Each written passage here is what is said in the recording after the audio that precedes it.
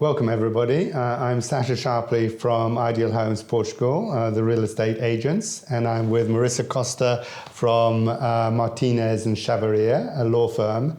And we're going to be talking a little bit about the buying process in Portugal and what that entails, and also talking a little bit about the various visas that you can apply for if you're looking to spend more time in Portugal. During this session, if you have any questions that occur to you, then if you could wait till the end of the session when we start our live Q&A before you sort of plug them into the system. Thanks. So, how's everything going business-wise in Portugal with property? Is it going very well? Yes, it is going very well, thank you. Yes. Okay. So perhaps you can introduce a little bit about your team, what kind of services you can provide to clients who are looking to buy a property in Portugal. Okay. Our law firm is an international law firm with offices here in Algarve. In Algarve, we have 4 offices. In Lagos, Albufeira, Vila Moura and Quinta do Lago. We have also an office in Lisbon, an office in Estoril and an office in Oporto. Mm-hmm. So we can cover all Portugal. Mm-hmm.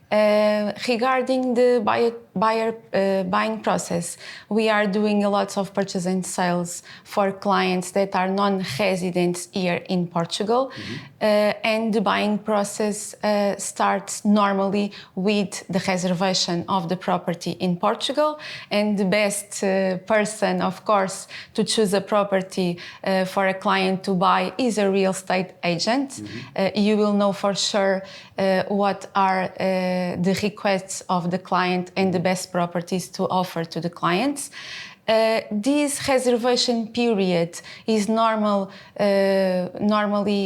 will take 10-15 days in order to be possible for a lawyer to do a legal due diligence regarding the documents of the property, and or in order also to request some documents to the client, namely the passport, the proof of address, in order to start the preparation of the contract. So, someone has, a client has selected a property, they've agreed a purchase price on that property with the owner of that property, mediated by the real estate agency, and so they're kind of shaking hands on a deal, and to kind of officialize that sort of gentleman's agreement, then the prospective buyer is sending over a reservation fee, which varies, but it's around 5,000-6,000 euros, which gets sent to your client escrow account. It's a special account that you've set up for your clients to receive their funds,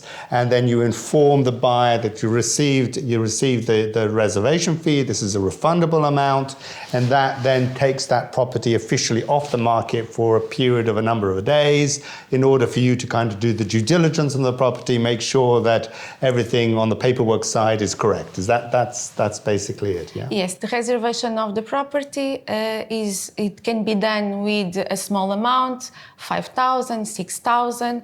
That amount can stay in the client's account in the lawyer's office during a period that we call the period to do a legal due diligence. Mm-hmm.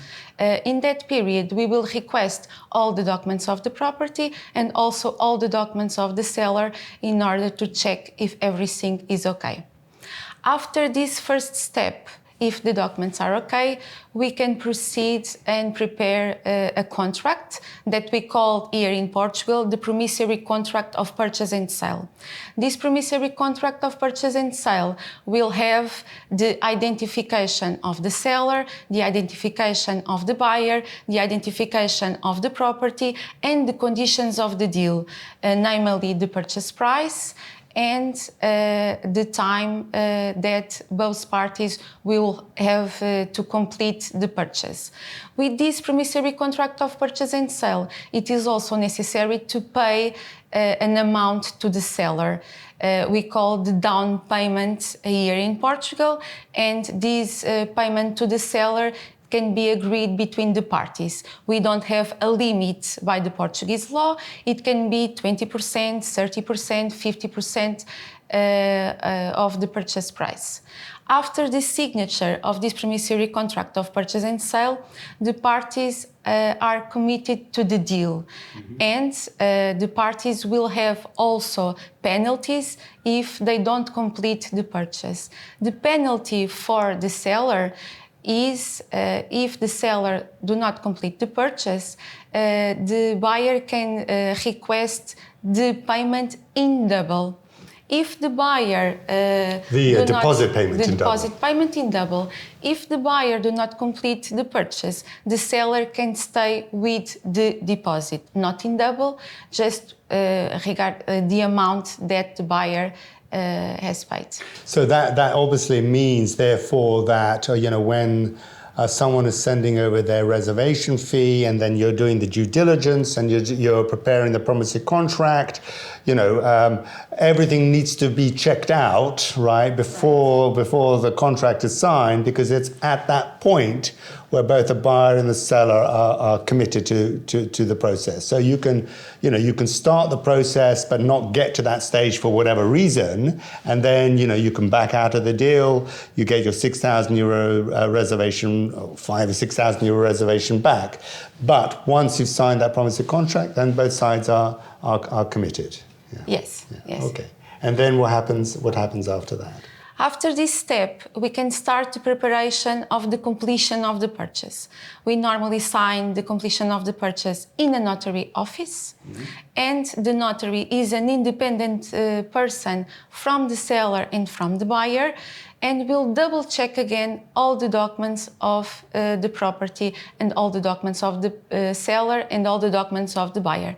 So I can say that is very safe to do a purchase here in Portugal, because we as lawyers will check the documents of the property in order to prepare the promissory contract of purchase and sale, and after the notary will double check again all the documents of the property. So basically, in the United States, they have this concept called title insurance, right? Which you need to take out because you're not sure that maybe you're the true owner of the property. But of course, that can't be the case in Portugal. The paperwork absolutely defines who is the existing owner, who will be the new owner of the property, and if there are any mortgages or if there are any penalties, for example, not paying the property tax and so on. All of these are transparent and have to be cleared in advance before you can actually complete on the purchase. Yes, the properties here in Portugal are registered at the Land Registry Office and also at the Tax Department. And in that documents, it will be there who is the seller, and it will be there also the identification of the property. And the buyer will stay with the ownership of the property. Okay, so some clients are not here, or they made a decision to buy a property. Maybe they made a decision without even coming to Portugal, or they made the decision when they came to Portugal, but the actual completion is going to be done at the notary when they're not here. So you can organize power of attorney for them to represent them for that stage of the process. Is that right? The documents that we need from the clients to do a purchase process are the passport, a utility bill with the proof of address, and also the Portuguese fiscal number, and the power of attorney if the client is not here to sign the promissory contract of purchase and sale, and also the deeds. The power of attorney we can prepare in our office, and the client can sign in our office, or if the client is not in Portugal to sign the power of attorney, it is possible to sign abroad Portugal. Okay. So what else surrounding the purchase of the property is it important for a client to be aware of? I mean, they're going to need to be opening up a bank account at some stage. How does that work? The bank account, it is necessary if the client wants also to purchase the property with a mortgage. In that case, with a mortgage, the bank will request to open a bank account. And after the completion of the purchase, the client can open also a bank account to pay the utility bills of the property: water, electricity, phone, internet, television. And we can also help to opening a bank account with the power of attorney. With the power of attorney, we can represent the client in all the steps of the purchase process: in the reservation of the property, in the promissory contract of purchase and sale, deeds, set up the utility bills. We can help the client in all the steps. Okay, so in simple terms, the sort of conveyancing process in Portugal to buy a property is kind of very simple, very black and white, and very safe. Yeah, there's a lot of confidence in people who are buying properties here. Yeah? Yes. Would you agree with that? Yes, and the properties are registered, and the new owner will also have the title deed and the registration of the property in his name at the land registry office and also at the tax departments. And all the properties here in Portugal will need also a license in order to be possible to purchase a property. Only it is not requested a license if the property is from 1951. Right. So when you're saying a license, you mean the habitation license? The It's habitation this final license, the document. permit, yes. Yeah. Okay. Okay. I understand that. So properties in Portugal, they're all classified as freehold properties, right? In the sense that once you become an owner of that property, it's yours in perpetuity, right? And you can live in it when full time. You can rent it out. You can sell it to who you want, when you want, at whatever price you want, right? Right. Right. Okay. And then talk to us a little bit about inheritance tax and wills. How does that work in Portugal? What do you recommend there? In Portugal, between husband and wife and parents and children, we don't have inheritance tax. We only have inheritance tax regarding other members of the family or other persons that are not husband or wife and children. Okay. And then about a will. I mean, is it recommended to have a Portuguese will for a property? Is that necessary? It is not mandatory, but in case something happens, it will help to register the property in the name of the beneficiaries of the person that is not anymore here. Right. Okay. Okay. So that's the sort of buying process. Let's talk a little bit about various residencies or visas that are possible in Portugal. So perhaps you can talk to us a little bit about the various options there. The rule here in Portugal is that we can stay in Portugal 90 days in each period of 180 without being necessary another residence permit. Mm-hmm. If we want to stay more time in Portugal, more than 90 days in each period of 180, if we are talking about an European citizen, it is only necessary to do the registration as an European citizen here in Portugal. Mm-hmm. And the person can continue to stay in Portugal and also to work here in Portugal if the person wants. For persons that are not from the European Union, we have other types of visas. For example, we have the D7 visa.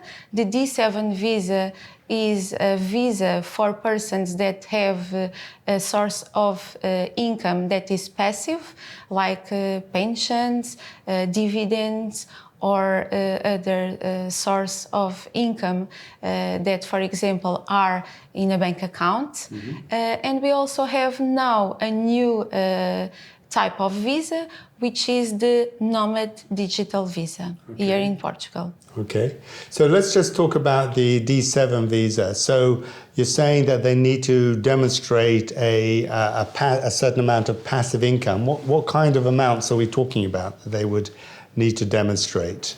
Regarding the D7 visa is the minimum wage here in Portugal, which is 760 euros per month. Right. So at the end, if a client have 10,000 euros per year, it is possible to use that income to request the D7 visa.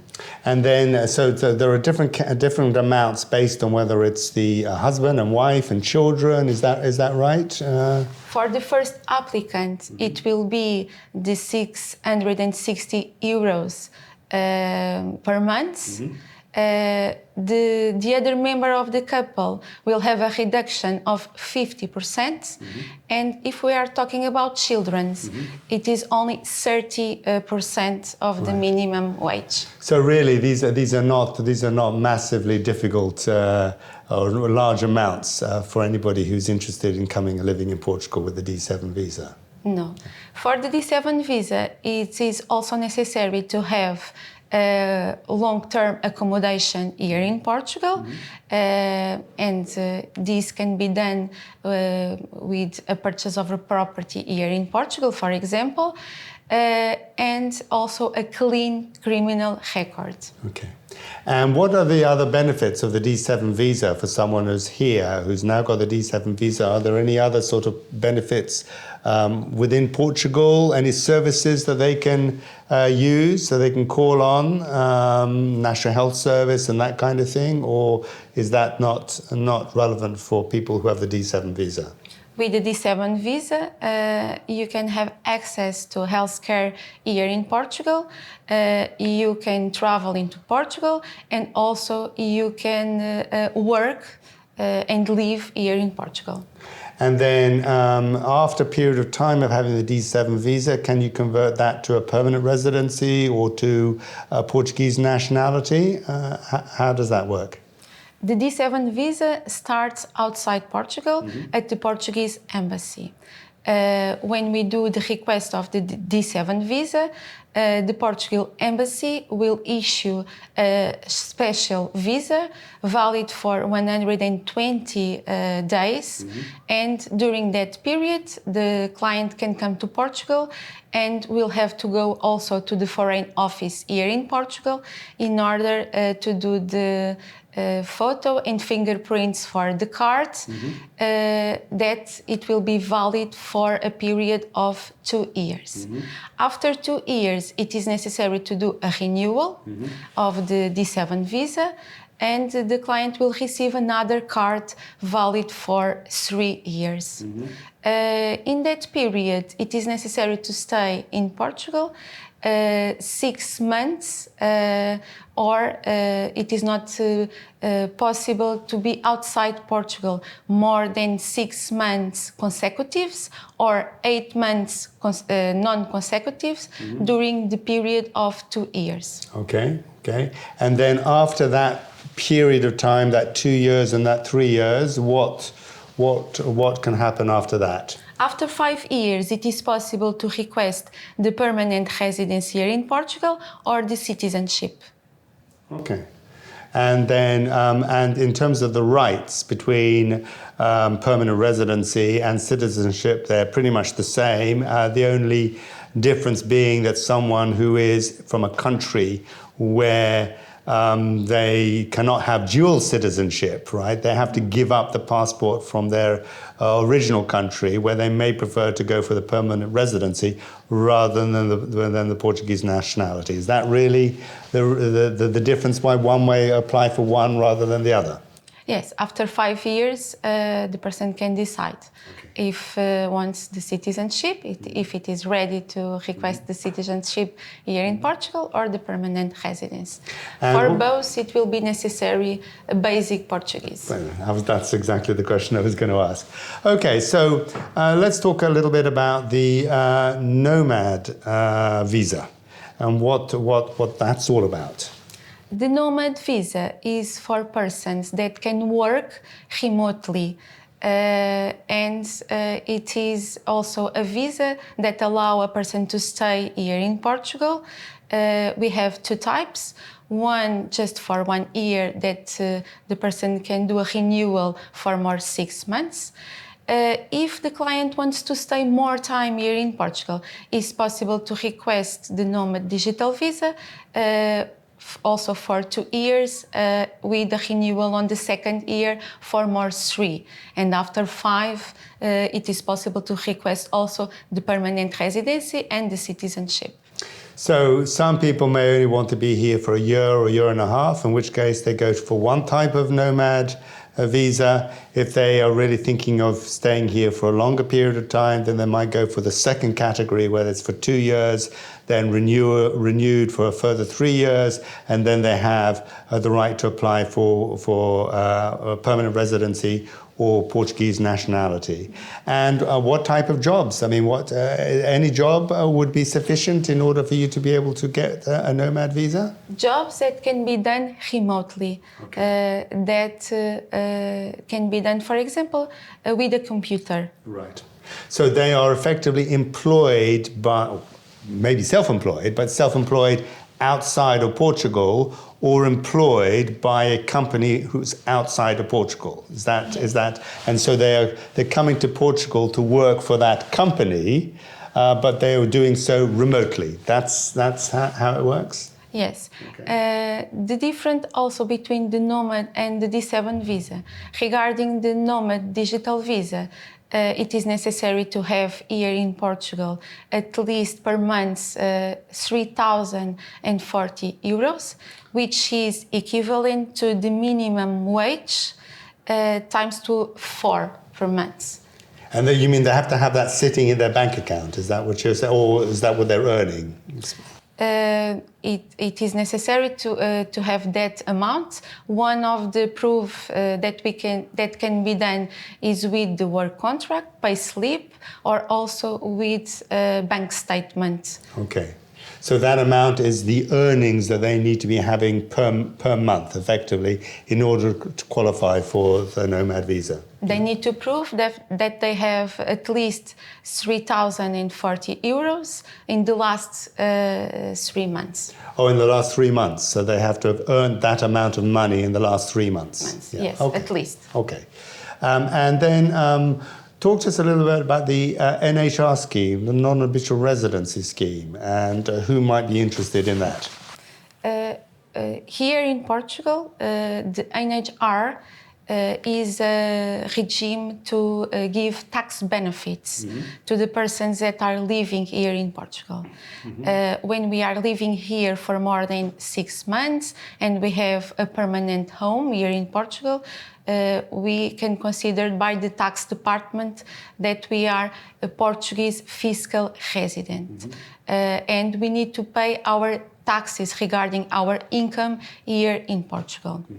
The NHR is applicable to persons that were not tax residents in Portugal for the last 5 years, that also have here a permanent home, and the person will need to stay here at least 6 months per year, 183 days per year. And the tax benefits will depend of the type of income and source of income. Regarding pensions, the only tax applicable is 10%. If it is a professional, an activity, and we have a list of activities that can be qualified for the NHR, it is only applicable 20% of taxes regarding the income of the person. It is also possible to receive tax benefits regarding some types of incomes, namely dividends. It is also necessary to have between Portugal and the country of the nationality a convention to avoid the double taxation. Sure. And the NHR scheme, is that kind of linked to the D7? Are you applying for the D7 as well as the NHR? They run in parallel, or you can have one versus the other? How does that work? Since with the D7, it is necessary to stay here in Portugal more than 6 months, the person will be considered tax resident here in Portugal.